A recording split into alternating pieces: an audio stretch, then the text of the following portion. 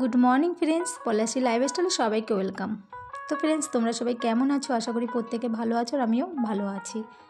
রোজকারের মতন আজকেও ঠিক 5টায় উঠে পড়েছিলাম। উঠে সমস্ত কাজকর্মগুলো আমি সেরে নিয়েছি, আর একটু হাঁটতে হাঁটতে চলে এলাম গেটের কাছে।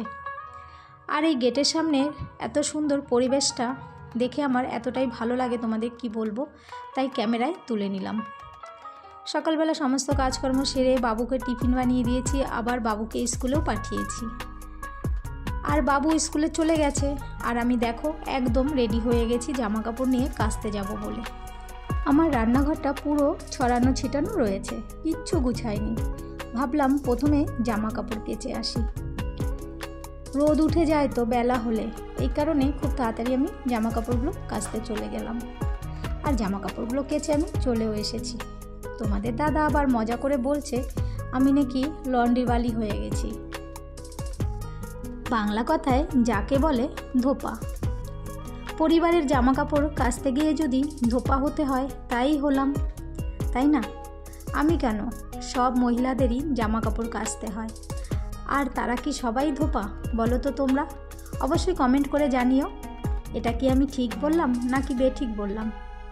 আর জামা কাপড় কাচতে আমার বেশ ভালোই লাগে, বিশেষ করে পুকুরে একবারে কাচা ধোয়া হয়ে যায়। আর আমি রোজ জামা কাপড় কাচতে যাই না, একদিন ছেড়ে একদিন যাই, এই কারণে আমার জামা কাপড়ের পরিমাণটা একটু বেশি হয়ে যায়, তোমরা দেখেই বুঝতে পারছো। আর জামা কাপড় কাচতে যাওয়ার আগে রিমি ঘুমিয়ে পড়েছিল, আর এসে দেখি সেইভাবেই সেই জায়গায় শুয়ে আছে। এবার আমি চলে এলাম রান্নাঘরে। তো দেখো রান্নাঘরটা একদম ছড়ানো ছিটানো পড়ে আছে। সকালে টিফিন বানিয়েছিলাম, রুটি বানিয়েছিলাম, আলুর তরকারি বানিয়েছিলাম। তো আমি রান্নাঘরটা একদম গুছাইনি, ওই যে রোদ উঠে যাবে, রোদ ওঠার ভয়ে আমি একটু তাড়াতাড়ি জামা কাপড়গুলো কেচে নিয়ে চলে এসেছি। রোদ আমার একটুকু ভালো লাগে না, আমার মাথাটা ব্যথা করে রোদে, এই কারণে আমি একটু ছাওয়ায় ছাওয়ায় যাই জামা কাপড় কাচতে। এবার আমি রান্নাঘরটা ভালো করে গুছিয়ে গাছিয়ে নেব, আর কতগুলো এঁটো বাসনও রয়েছে, ওই বাসনগুলো সব মেজে নেব। আর জানো তো, রুটি বানালে রান্নাঘর বেশি নোংরা হয়। রুটি বেলার সময় যে গুঁড়ো আটাগুলো আমরা নিই, সেই আটাগুলো চারিদিকে ছড়িয়ে যায়। তো তোমরা দেখে বুঝতে পারছো গ্যাসের উপরে কিভাবে আটা পড়েছে। আর যতক্ষণ না আমি এই গ্যাস আর রান্নাঘরটা গুছিয়ে গাছিয়ে পরিষ্কার না করব, আমার কিছুই ভালো লাগে না। আমি ছোটোবেলা থেকে একটু পরিষ্কার পরিচ্ছন্ন থাকতে ভালোবাসি। আর আমার এই ভিডিও দেশ বিদেশ যে যেখান থেকে দেখছো তাদের অনেক অনেক ধন্যবাদ। আর যারা যারা আমার চ্যানেলটি সাবস্ক্রাইব করেছো তাদের অনেক অনেক ধন্যবাদ।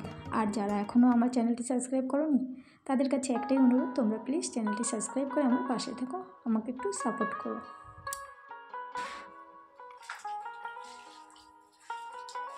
नहीं चुनो ये पानी नहीं पी सकते, इसमें फिनाइल डाल देना। तुम जाओ उधर चले जाओ, जाओ बाथरूम के उधर देखो रखा है, बाथरूम में पियो। ये नहीं पीना है बिट्टू, ये पानी नहीं पीना है, उधर चले जाओ। गंदा पानी है ना, नहीं पीते, माना किया ना हमने, पी रहे। রোজ সকালে কাজ সারার পরে ঘরটা আমি মুছে নিই, কিন্তু আজকে আর মুছতে পারিনি, তাই এখন আমি ঘরটা মুছে নিচ্ছি। আর দেখো আমাদের চুনুমুনু এসে এই নোংরা জলটাই খাচ্ছে, ওর জল তৃষ্ণা পেয়েছে। আর এই দেখো রিমিও উঠে গেছে, এবার দুজনে মিলে খেলে বেড়াচ্ছে। রিমি চুনুমুনুর পিছনে ছুটছে ধরার জন্য। আমি সমস্ত কাজকর্মগুলো সেরে নিয়েছি, আর স্নানটাও করে নিয়েছি, স্নান করে পুজো দিয়ে দিয়েছি। আর এখন চলে এসেছি রান্নাঘরে রান্না করার জন্য। তো প্রথমে সবজি কাটবো, আর দেখো এই সবজিগুলো একদম টাটকা, তোমাদের দাদা এই মাত্র সবজি ক্ষেত থেকে তুলে নিয়ে এসেছে। তোমাদের দাদার বন্ধুর বাড়িতে সবজির ক্ষেত আছে। তো দেখো লাউটা একদম কচি, আর এই লাউগুলোকে জানো কি লাউ বলে? বোতল লাউ। এখানে এই ধরনেরই লাউ পাওয়া যায়। আর এই লাউটা দিয়ে আজকে কি রান্না করব বলো তো? শোল মাছ। কাল বাজার থেকে তোমাদের দাদা শোল মাছ নিয়ে এসেছিল, আর সেই শোল মাছটা আমি ফ্রিজে রেখে দিয়েছিলাম কেটে ধুয়ে, আর আমি ভাজাও চাপিয়ে দিয়েছি। আর এই যে দেখছো না টমেটোগুলো, কাঁচা টমেটো, এই দিয়ে আমি রান্না করব রুই মাছের ঝোল। আর লাউটা দেখো কত সুন্দরভাবে আমি ছাড়িয়ে নিচ্ছি। তো দেখো কড়াইতে মাছ ভাজা চাপিয়ে দিয়েছিলাম, তো মাছটা ভাজা হয়ে গেছে, এটা শোল মাছ। আর জানো তো আমি যখন লাউয়ের তরকারি রান্না করি একটু আলু দিই। আলু দিলে লাউয়ের তরকারি খুব সুন্দর মিষ্টি হয়। তো দেখো আলু দিয়ে দিয়েছি আর কাঁচা লঙ্কা চেরা দিয়েছি। আর কাঁচা লঙ্কা চেরা দিয়েই আজকে লাউয়ের তরকারিটা আমি রান্না করব। তো আলুগুলো প্রথমে একটু বেশ ভেজে নিচ্ছি, কারণ লাউ খুব তাড়াতাড়ি গলে যায় আর আলু গলতে চায় না, এই কারণে একটু আলুটা ভেজে নিচ্ছি। তোমরা কে কে লাউয়ের মধ্যে আলু দিয়ে রান্না করো আমাকে কমেন্টে জানিও। আমি তো লাউয়ের মধ্যে আলু দিয়ে রান্না করি। আর লাউটা খুব সুন্দর, জানো তো, একদম কচি, দেখেই বুঝতে পারছো তরকারিটা আজকে খুব সুন্দর হবে, তাই না? আর লাউয়ের তরকারি রান্না করছি যেহেতু, তো একটু ধনেপাতা না দিলে একদমই ভালো লাগবে না তরকারিটা। তাই দেখো তরকারিটার উপর থেকে একদম ধনেপাতা সুন্দরভাবে ছড়িয়ে দিয়েছি। এবার একটু নাড়িয়ে চাড়িয়ে নিয়ে আমি তরকারিটা নামিয়ে নেব। একদম রেডি হয়ে গেছে আমার লাউয়ের তরকারি শোল মাছ দিয়ে। আর এইদিকে দেখো রুই মাছের ঝোল চাপিয়েছি কাঁচা টমেটো দিয়ে। তোমরা কে কে খেয়েছো এইভাবে রান্না করে আমাকে কমেন্টে জানিও। কাঁচা টমেটো দিয়ে রুই মাছের ঝোল খেতে বেশ ভালো লাগে।